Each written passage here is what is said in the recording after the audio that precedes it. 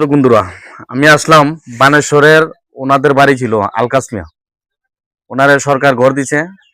আমার সাথে মানবিক কাজে জড়িত আসাদ ভাই, এবং আমি যার পক্ষ থেকে আইছি, আমি ওদের জন্য এক পিস করে শীতের কাপড়, এক পিস করে লুঙ্গি আনছি। একটু ফুলিয়া দেখাও নি মামুর লুঙ্গিটা, দেখাওছেন ভাই, লুঙ্গিটা দেখাও,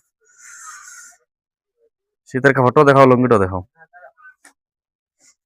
যারা দিছেন তাদের জন্য দোয়া করবেন। আমি চাই সারা জীবন মানবিক কাজগুলা করতাম। আর নতুন বাজারে ব্যবসায়ী যারা দিছেন, আমাদের এই বাইক না লাগে, মন্ডপ পাই ছেলে, দেখেন আপনারা জামাগুলা আমি নিয়ে আইছি। খান পরিবারে আসাদ ভাইয়ের পক্ষ থেকে পয়েন্টে মসজিদ দিতেছে, সর্দিপাড়া পয়েন্টে কোনো মসজিদ নাই, তাদের পক্ষ থেকে মসজিদ দিতে আছে। সবাই মসজিদকে যারা ভালোবাসবেন, মসজিদে যদি কোনো সাহায্য সহযোগিতা দেন মসজিদ উপলক্ষে, আপনারা আসাদ ভাইয়ের নাম্বার দেওয়া আছে ভিডিওতে, আপনারা সাহায্য করবেন। আর বিশেষ করে আমাদের এই আলকাস মামুকে আমি যাদের পক্ষ থেকে এই জামা, এই শীতের কাপড়টা, সুইটারটা দিলাম আর লুঙ্গিটা দিলাম, তাদের জন্য উনি দোয়া করবেন। আপনি একটু কথা বলেন। কি কথা?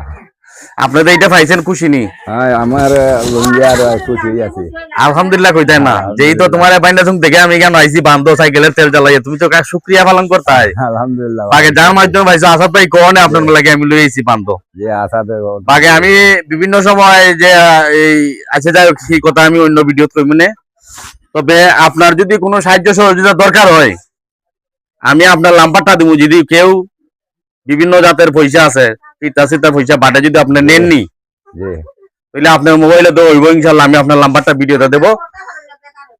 কাম কাজ যেহেতু আপনি করতে পারেন না, অবশ্যই আপনার সাহায্য দরকার। ইনশাল্লাহ যারা সাহায্য সহযোগিতা করেন ওনার নাম্বারে যোগাযোগ করবেন। উনি বলছেন যে সাহায্য নিবেন। আমার এই বাইকে আনলাম পথ থেকে সাইকেল দিয়া, উনি আইছিলেন বন্ধ কার জমি দেখতেন। যাই হোক, খুশি নি? আমাদের এই কাজগুলো ভালো লাগেনি? যদি ভিডিওটা ভালো লাগে একটু শেয়ার কমেন্ট করবেন।